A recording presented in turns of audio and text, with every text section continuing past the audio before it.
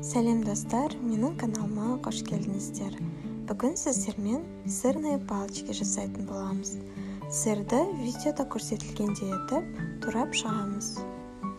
Енді бізге 3 ыдыс қажет болады. Бірінші ыдысқа ұн саламыз, екінші ыдысқа панировочный сухари саламыз. Ол магазинде сатылады.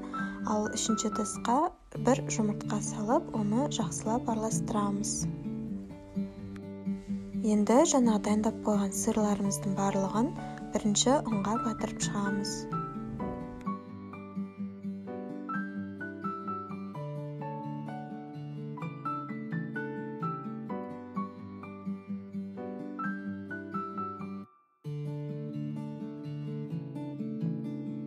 Енді сырды оннан кейін жұмыртқаға батырамыз. Жұмыртқадан кейін сухариға, сухаридан кейін қайтадан жұмыртқаға, жұмыртқадан кейін сухариға батырып шығамыз. Келесі сырдың барлығын осы ретпен жасап шығамыз.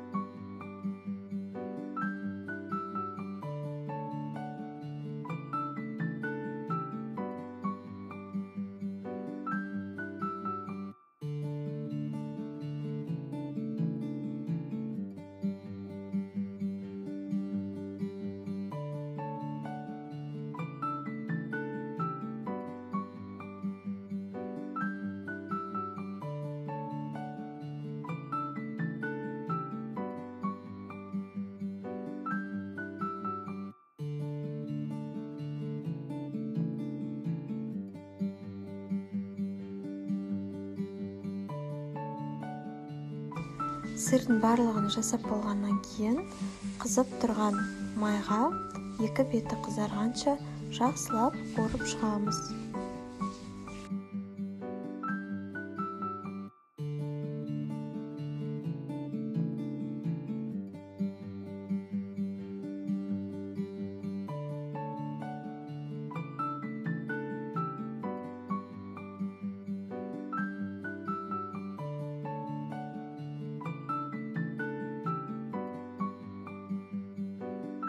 Сырларымыз екі беті қызарып қуырылғаннан кейін оны салфетка салынған ыдысқа қоямыз. 5 минуттай сол салфеткада тұру қажет. Осы рецептпен сырные палочки жасап көріңіздер, өте әдемі болып шығады. Барлықтарыңызға ұнайды деген ойдамын. Ас болсын!